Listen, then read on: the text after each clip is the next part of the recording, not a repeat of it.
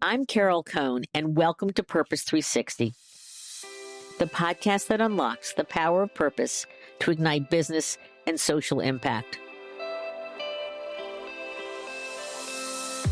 The next series of Purpose 360 episodes were taped in person on site at the One Young World Summit that was held in Montreal this year.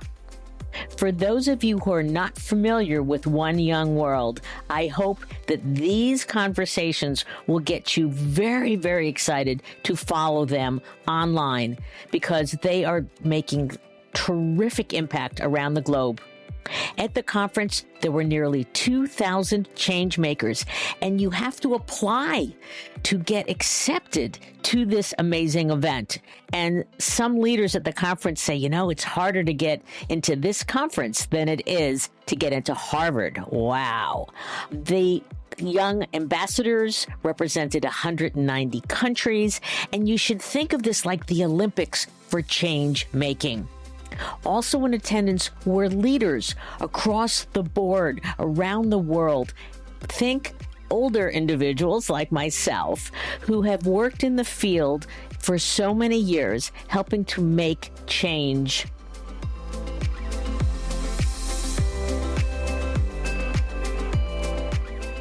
Today's episode, I have 3 delegates from the One Young World Summit with me. I am so excited about the conversation. Each individual is going to talk about what their social impact involvement is about.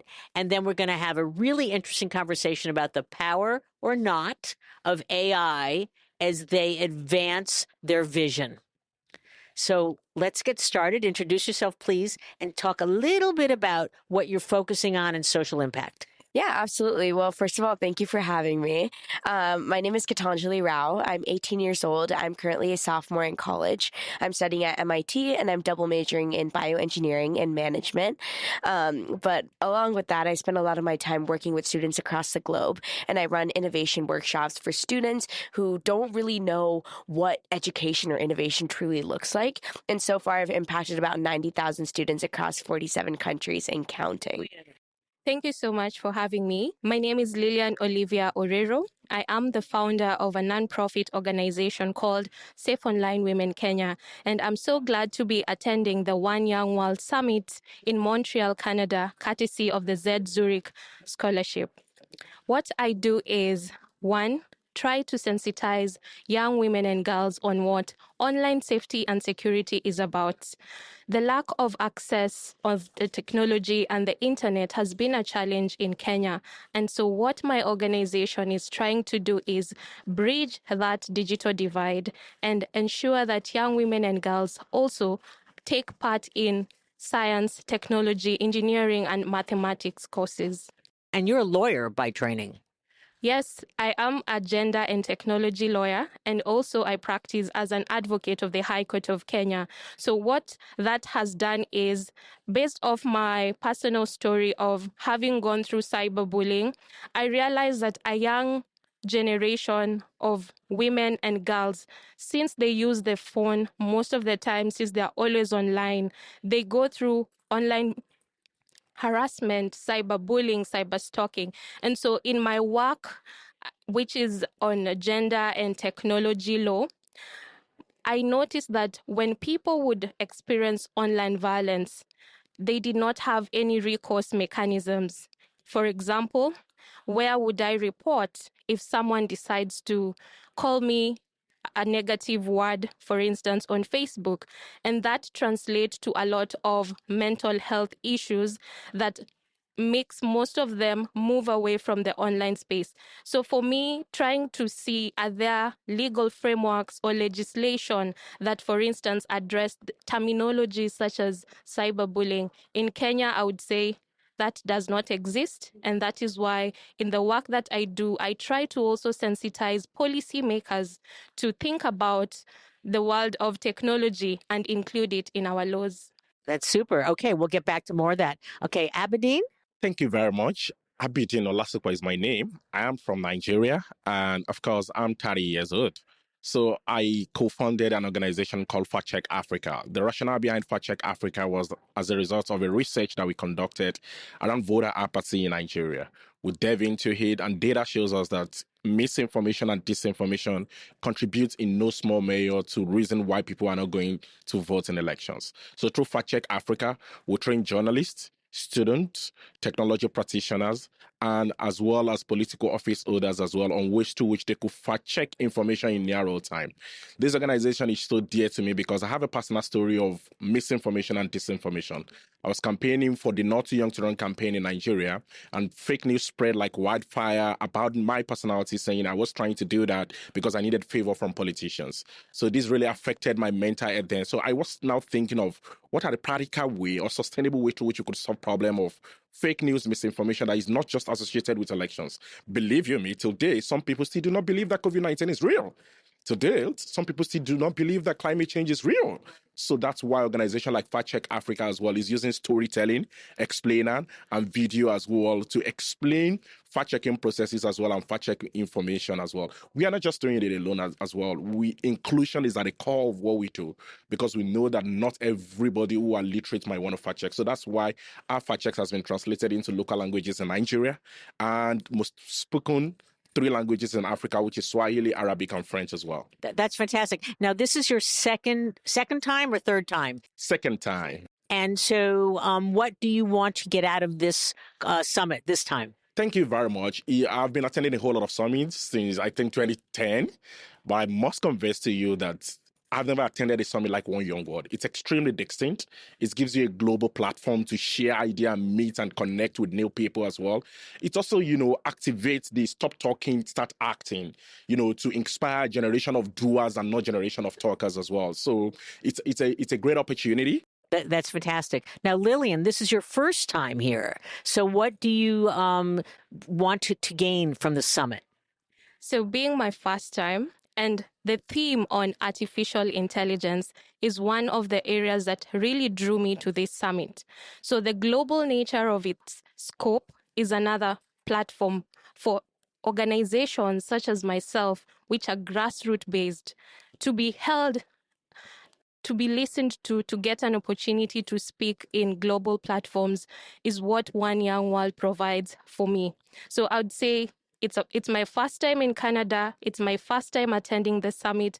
And so far, I've been able to interact with young minds, people as young as 16, 18, who are also doing amazing work in other parts of the world. So for me, I take this as a learning opportunity, trying to see what can I do back at home in Kenya that is different from what I'm already doing. That's fantastic. And I want to get into audiences and what are the ones that are most open to your messages and what are the ones that are hardest to get through?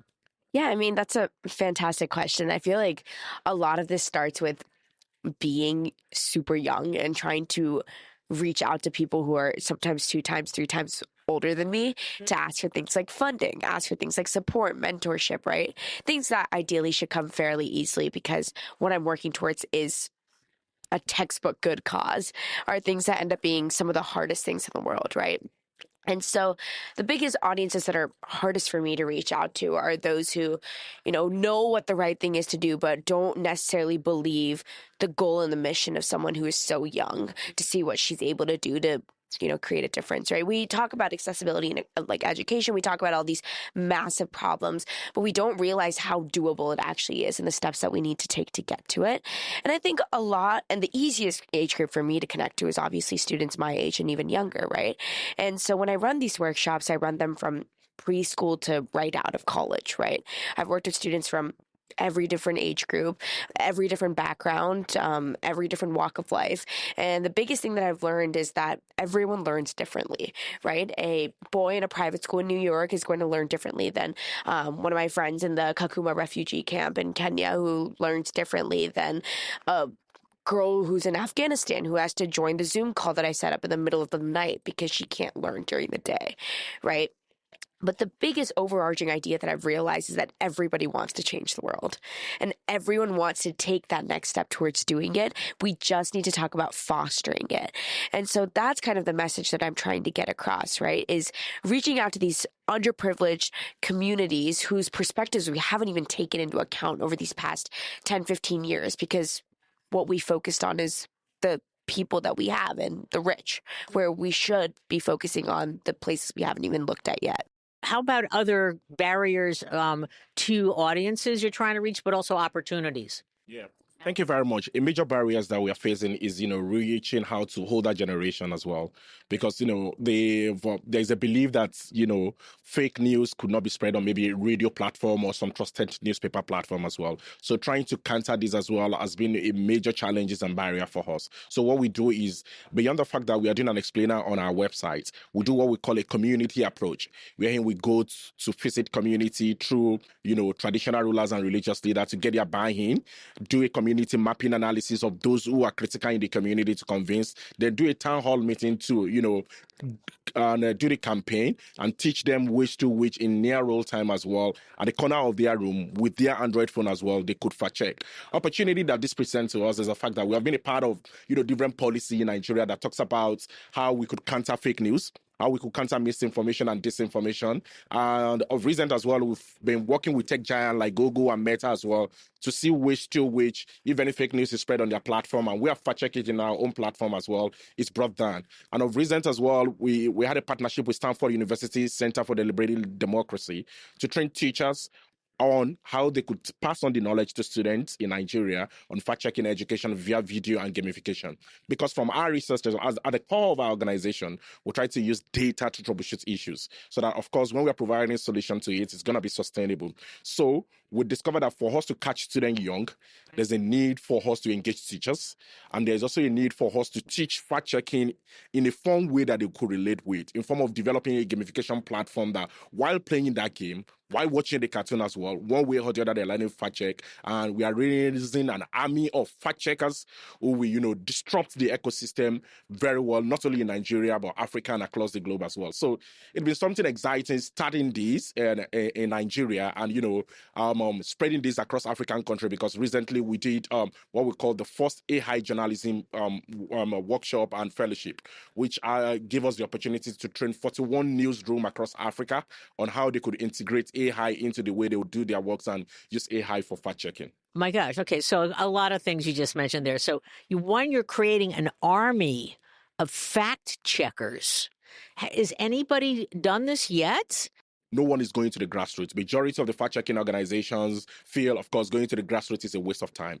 But because we want to activate the last goal of the SDGs, which has to do with leaving no one behind and partnership for the goals, collaboration is at the core of our own work. And that's why we feel we need to go to the grassroots community to engage them.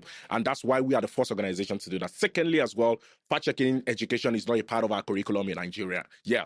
And I've never heard of any institution in Africa as well, based on our research, that has done that. So that's why we are piloting this with Stanford University to see how we could test the model as well. If it works, then how we could scale to other places and ensure that, we build an army of fact checkers. I'm curious, who is harder to convince, the journalists in Nigeria or the grassroots? Who's harder? To be honest, it is the older generation grassroots that are hardest to confuse because they have a predisposed knowledge again that it's difficult. For example, there was a fake news that spread during COVID-19 that people need to bath with salt and water. Mm-hmm. And, my grandpa, my grandma, a whole lot of older generations sent that messages to me. So it took a whole lot of effort, a whole lot of, analysis and schooling to, convince them and let them see that, of course, this could not solve it. So the way through which we do that is to engage them and not come to them as an expert on the subject matter.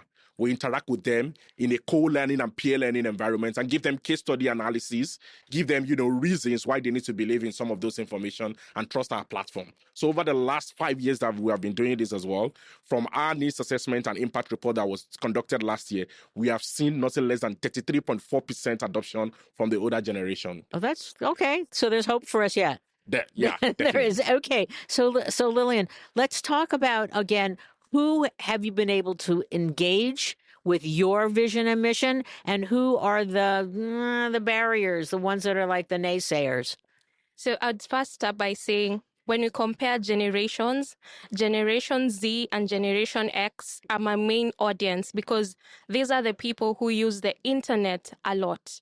However, when we look at the baby boomers and the older generation, I'm really finding it difficult to speak to them in terms of how do you, for instance, engage in the cyber hygiene practices when you're using Facebook, because the older generation really likes certain types of social media platforms. But the comments I receive would be like, not really, I'm just on this platform maybe once in a week, so it's not really a big deal.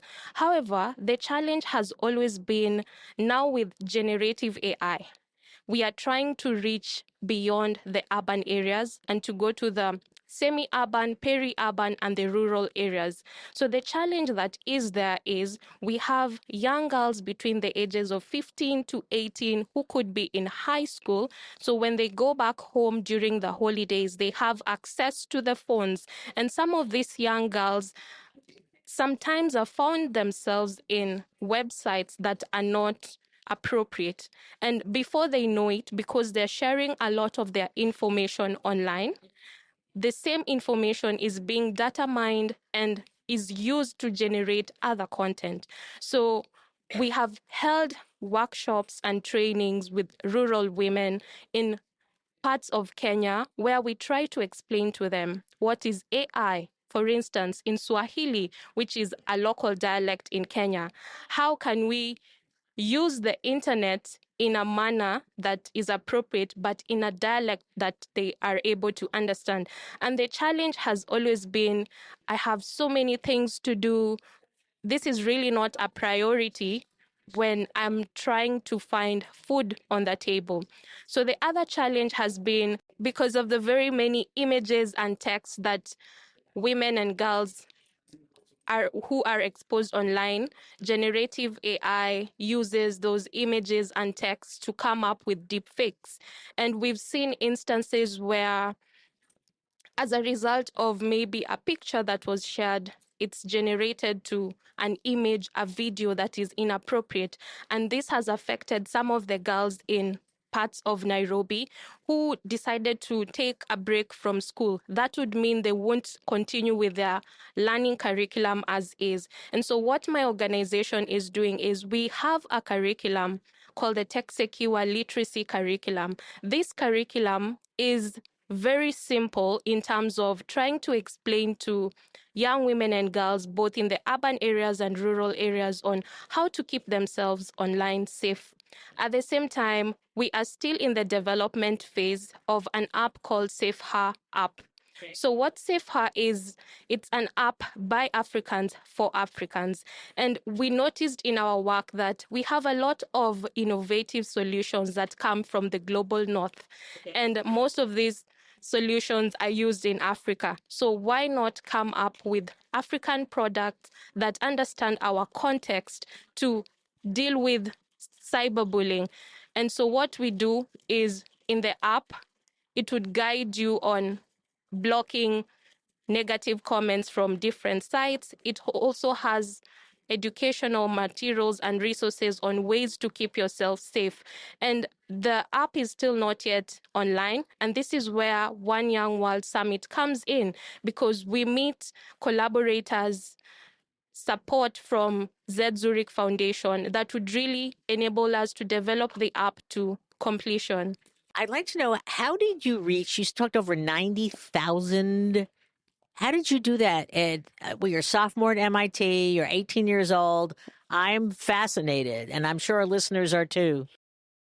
There's not really like a yes or no answer to this question, because like a lot of it is I really don't know. Okay. I think a lot of this started with my own personal research and work. And so a lot of students would see what I was doing and reach out to me and say, hey, we would love to know how you're doing what you're doing, right? And so it started with one or two students. It started with groups of 10, these students that I would try and work with and respond to emails with. And very quickly I realized that, I'm not alone in this, nor did I want to be alone. I'm one of thousands and thousands of kids across the world with good ideas, but who can't really bring them to life, right? And so I introduced this idea of innovation workshops, and I posted it on social media. I said, here's my goal, here's my plan. I want to share this 5-step process with you guys that I built. And it's observe, brainstorm, research, build, and communicate. Okay. It's 5 steps. And it's a process that I go through with every student. And every student leaves the workshop with an idea, as well as a process that they can use to take the idea out into the real world. And so this started with 20 kids, very quickly moved to 100, very quickly moved to 1,000. Before I knew it, I hit my goal of 50,000, and now I'm pushing my goal of 100,000, which I think is super exciting. And I've worked with students everywhere. The biggest group of students that I've worked with is the Kakuma refugee camp in Kenya. I work with them almost once a month. And in addition to the workshops that I run for them, I've also been able to fundraise over $100,000 for them to fund computers, laptops, printers, iPads, furniture, bathrooms, things like that as well. But in addition, I was able to fund a lot of these students' computer certification exams so that they're able to take the next step into being a citizen of Kenya as well. And right now, my current mission is I'm working with the Kayole School District also in Kenya. And we're working on building a library on the top floor of one of their public schools there for elementary school students.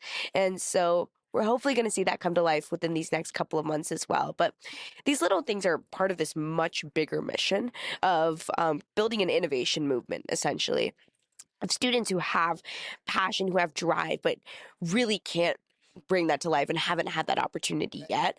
And I think education should be a basic right. And I think it's unfair to kind of see this happen. And so that was my main goal. But I think this is just really where it starts, right? From here, I want to make my content digitized. I've published 2 books already about the whole concept of what innovation truly is and how to build ideas. And how are those available? Anywhere. Okay. And when did you write those books? I wrote one during COVID, so 2020, and then one just got published in June, which I think is super exciting. But yeah, I think at the end of the day, I'm very excited that there's 90,000 new budding ideas across the globe, right? Because somebody needed to get those up and going. And I grew up in a household where if you don't like the way something is, fix it. So let's talk about advice to other social entrepreneurs. I mean, all 3 of you are extraordinary in terms of your passion, your commitment, your desire to scale and such. So what advice would you like to give to people who didn't come as a delegate, but they're listening to the show? So Lillian, can you start? So what I would say is just do it. You'll always have lots of thoughts. Is it the right time?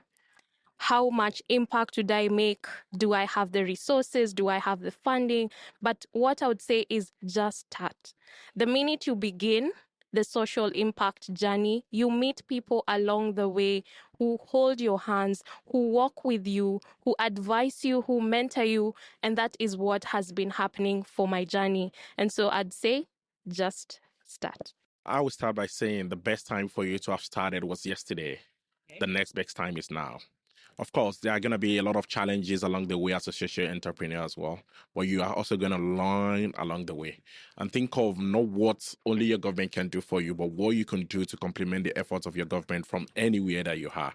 And like I said again, if there's any conference that you need to come to learn, unlearn, relearn, and network, I think it's one young world. So be a part of the family as well. Be a part of the ambassador family as well. Then, of course, be open-minded as well. You can know it all. So use the snowflake concept of leadership with your team members as well.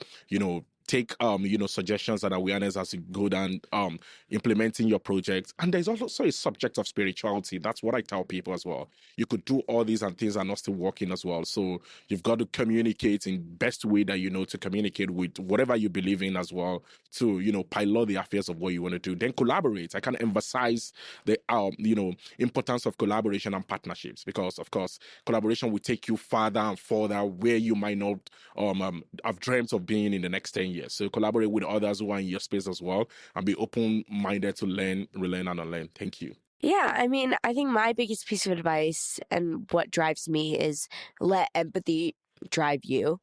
Let empathy drive all your solutions, everything you do.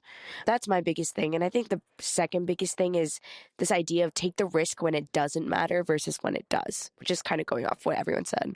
Oh, that's great. Okay, so I'd love to have each of you ask one of your colleagues here a question. that you'd like to ask them? So let's cross-question here. Oh, thank you very much. I'm keen on knowing how we could partner, especially with Lillian and Gitanjali. So I want to partner to see ways through which we could improve what we are doing in Nigeria as well, and of course, bring you to Nigeria to come and implement projects as well. So what are the conditions for partnerships, and are you open to that? Thank you. That's a loaded question because there's always like 25 things to do. My biggest thing is I work very closely with many places in Africa. I'm expanding right now into Ghana as well. I'm very close to Kenya. I've been to Kenya a few times too. But I think where I could provide my help the most is literally just coming and talking to schools and to students, and really creating that like idea of what problem solving looks like, right, within the states, and bringing that to a country where maybe that's not something that they learn in school every single day.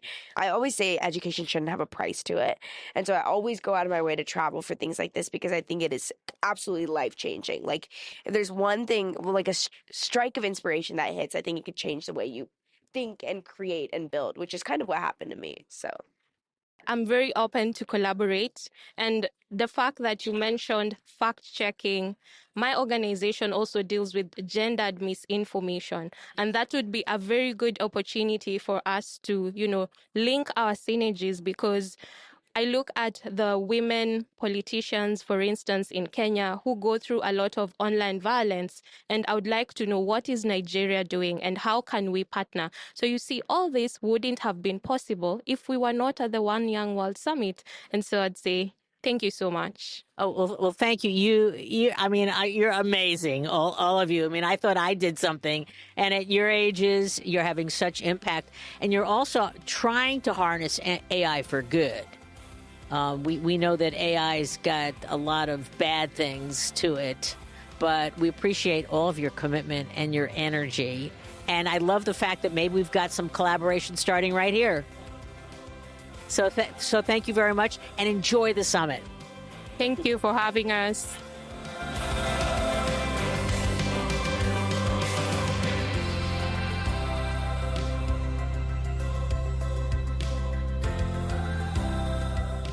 This podcast was brought to you by some amazing people, and I'd love to thank them.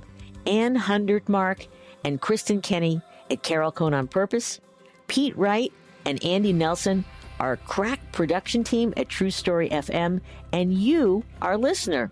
Please rate and rank us, because we really want to be as high as possible as one of the top business podcasts available, so that we can continue exploring together the importance and the activation of authentic purpose. Thanks so much for listening.